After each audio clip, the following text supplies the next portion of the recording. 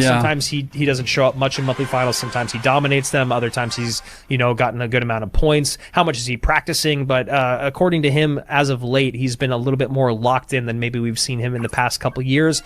Pedro is a guy that is known as one of the best micro players in the game, one of the best minor control players in the game. Very excited to see what these gentlemen bring in our final matchup here in the upper bracket round 1. Looks like Pedro has played around 400 games this season with about a 60% win rate.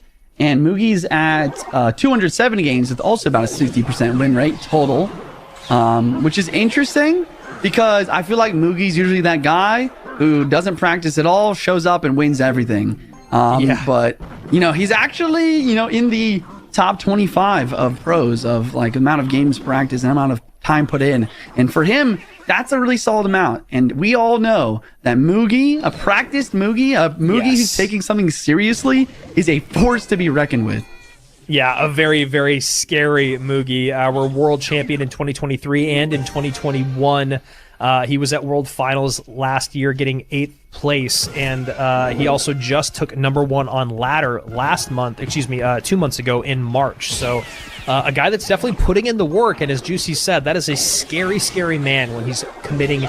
I mean, he even said last year that he was going through a lot of personal issues over the last couple of years, and that he's ready to get dialed back in, and we saw a little bit of a nod from him just a moment ago. Looking like he's also very happy with the matchup that he has at hand. While he is down a little bit of HP, this is the type of deck that you're going to go down in single elixir and then ideally take over in double and in triple.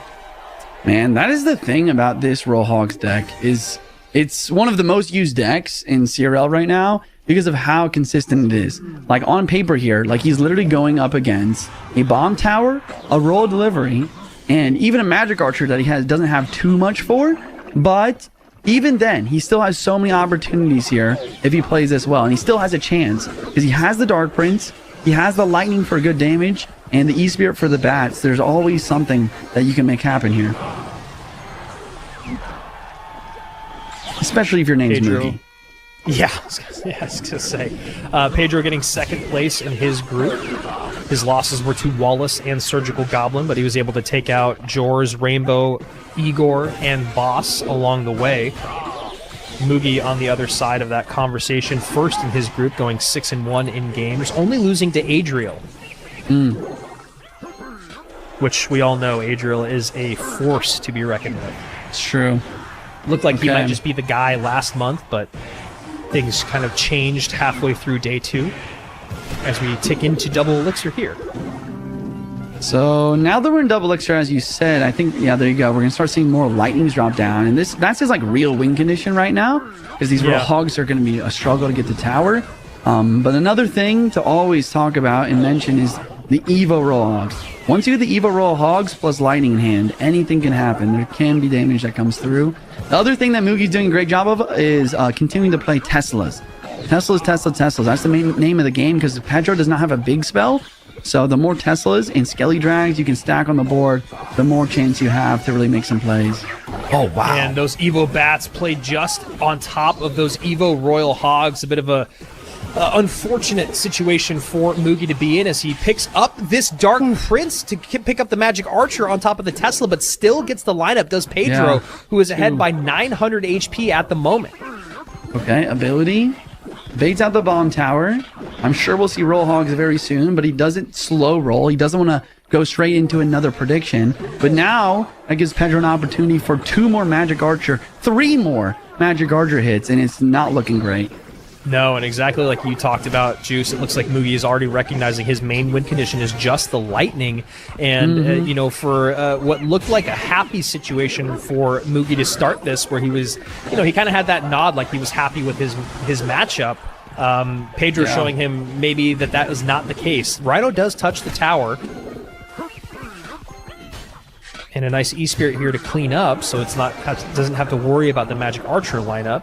25 seconds. Barbro coming through. Lightning drops down. Delivery's there. We do see the Battle Ram ability trying to bait out the bomb tower and then maybe go for Royal Hogs after.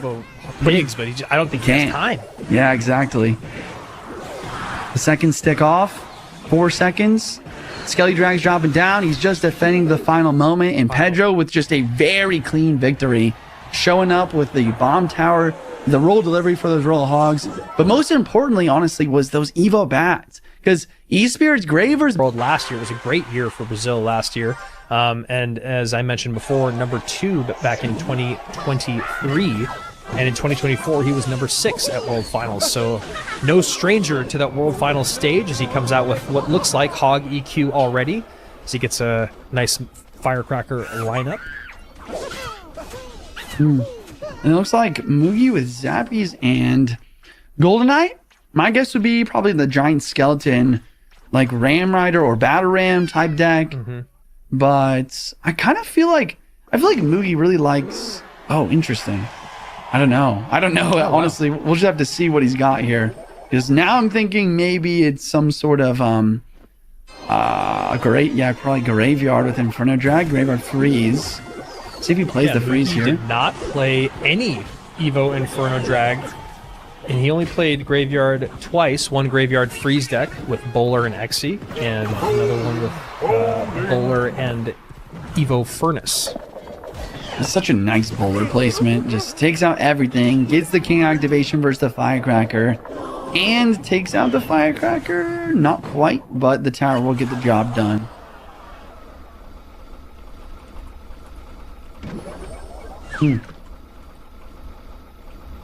Yeah, Pedro's already recognizing the fact that the Tesla is the most valuable card in this matchup, and it's so true. Whenever you play against these Graveyard Freeze type decks, you want to stack as many Teslas as possible, but you also want to cycle that Evo, because you always want to match your Evo Tesla with the Evo Inferno Drag just to make sure there's nothing Wait, what?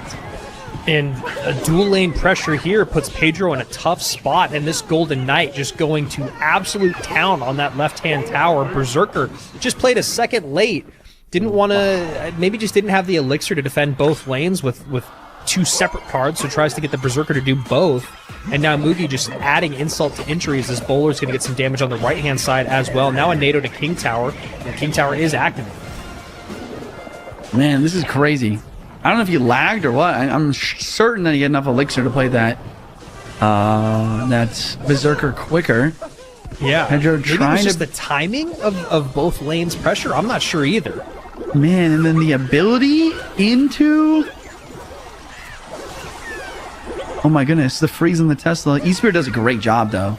Wow, okay. Great defense from Pedro there, despite a little bit over aggression. And then we see a dual lane pressure. He's really trying to make something happen here. Difficult. Pulls that Hog to King. Zappy's going to be a very difficult... I mean, when you don't have the right response to Zappies, which feels like almost all the time because there's something else that you need to play your spells on than the Zappies, they still are just one of the best cards in the game. I couldn't agree more. Especially in this scenario with Pedro most likely having either Earthquake or Lightning. It's so difficult to take those things out. And same thing on Pedro's end, though. These Firecrackers, look at this. Yeah. I mean, okay, nice NATO there. Even Inferno Drag actually gets kind of back pretty well. Boulder ability plus Graveyard, we gotta watch out for Freeze as well, is Pedro, which is why he's gonna defend with Earthquake and eSpirit. But once again, he needs damage. He needs it bad. It's just very unusual to be down this much elixir versus this deck. Yeah, the synergy between the Evo Bowler, the Hero Bowler and the Graveyard is just so fascinating because, you have to defend up high and down low. You don't want your unit to run back towards the skeletons so that the Bowler gets splash damage on tower. It's just kind of a fun synergy that has just been introduced in the game. And wow, that Bowler does connect on tower again. And it does, and we're going to a game number 3. I'm calling it right now. Yeah. 131 HP remains, but that Bowler is still there. Inferno Drag trying to lock on. Hog Rider trying to sneak through.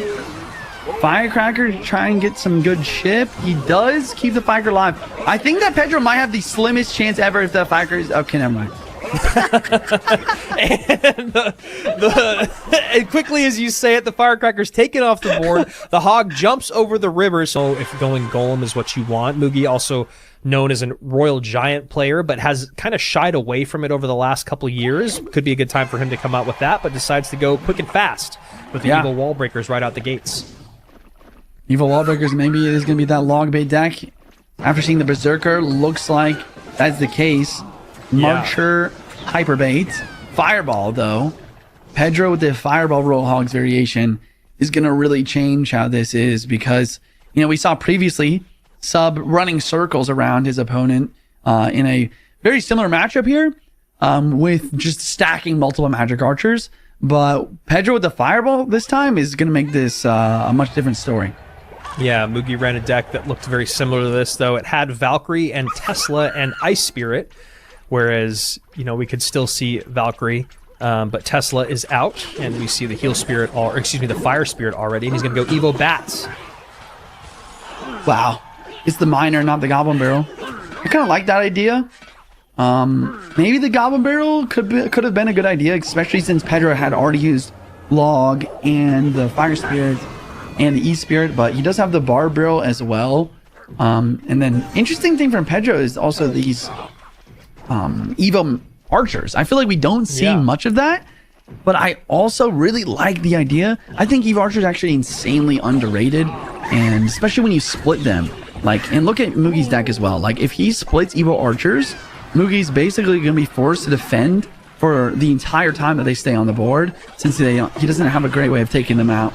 And that's a great call, Juicy, as those Evo Archers they were split, but they're going to walk towards... That's the thing with the Archers is even if you split them, if they don't move too far apart and then they're automatically on offense, they will walk towards that lane a lot of the time. Evo Archers definitely getting an uptick in usage, kind of famously only used in Expo, for a very long time. Yeah. But now we see it in those Mortar decks, and we're seeing right here, does not get the lineup with the Magic Archer, that barrel on top of it.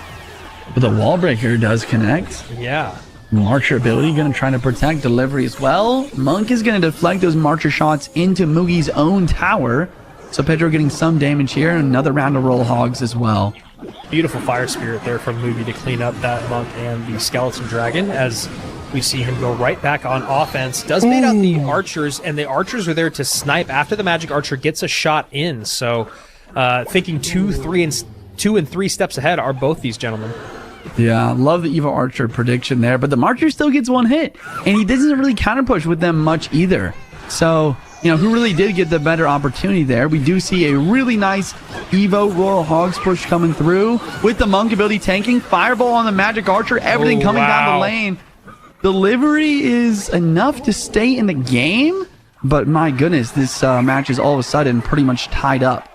Yeah, and the dual lane pressure conversation is not quite out the window, but it does feel like Mugi is pretty committed, and there we go. As soon as that Monk comes down, you have to go opposite lane. You need to bait out some Elixir there, gets the Goblin Hut out, and now a nice delivery to clean everything up at the bridge. That delivery is kind of the saving grace here when you talk about defensive ability in terms of ignoring that Monk. Trying to protect the Magic Archer on left side with the Berserker doesn't work, but another Minor Wall Breaker's in. Nonetheless, you're right. Oh, wow. You're right. Out cycle on the bar, but the Goblin barely gets back in cycle. But a lot of Elixir, and I think you're right. I think this switch to the opposite lane is so important and really, really solid play here from Mugi. I mean, I don't know. I think that, once again, we talked about it so many times, how important it is with this deck. That Monk just kind of stacking chip damage as time goes on here, trying to defend his Magic Archer. And a Fireball. Wow, that is so much Fireball value for Pedro. Nice. Unbelievable. 45 seconds left. Spirits counter Spirits. Magic Archer continuing to try to bait out Elixir and Fireballs in the left lane. But this time, Skelly Drag prediction onto the bats. Fire Spirit delivery does still take out Skelly Drags, and Miner's trying to get chip damage. But Pedro's just trying to hold on this damage lead. It's not really working. He missed the Fireball. Oh my gosh. 879, 1050, 23 seconds remain. Another Miner's going to come in anytime here. Now gets the high Monk. Monk has to focus on the left-hand side, so the chip damage cannot come through, as Pedro knows he has the spell conversation with the Fireball. 12 seconds remain. Another Miner comes down. Pedro knows if he can hold on to this lead, the Fireball will be enough. Can Mugi get damage in? It doesn't look like it. You can see the look on his face. Oh my goodness. Pedro, the huge celebration. He's taken down the 2-time world champion in Mugi. Great defensive sequences. And once again, those Archers at the end. Those Archers, they did so good at putting out DPS. but also they're one of those only cards where it's like, man, how am I going to get this Magic Archer to connect on tower? Because there's two of them, the targeting's kind of weird, but also since they're a range unit, he's able to position them in spots where the Magic Archer doesn't actually have the geometry to make it to the tower. Yeah, the Monk is also a great call there. The Monk almost ended up becoming the win condition when you talk about the small chip damage, and then the